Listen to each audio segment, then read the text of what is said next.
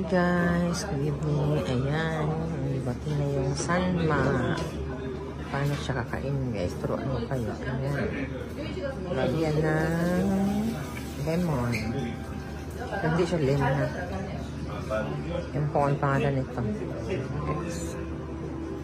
Tapos, lagyan ng toyo. Kikuman. Ayan. Tapos, ganun-ganun siya. Ayan.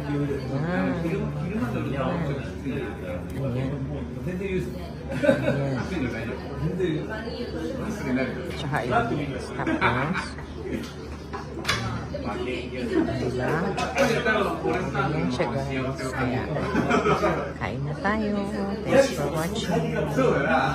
Ay, lagyan ko pala. Kalimutan. Harap.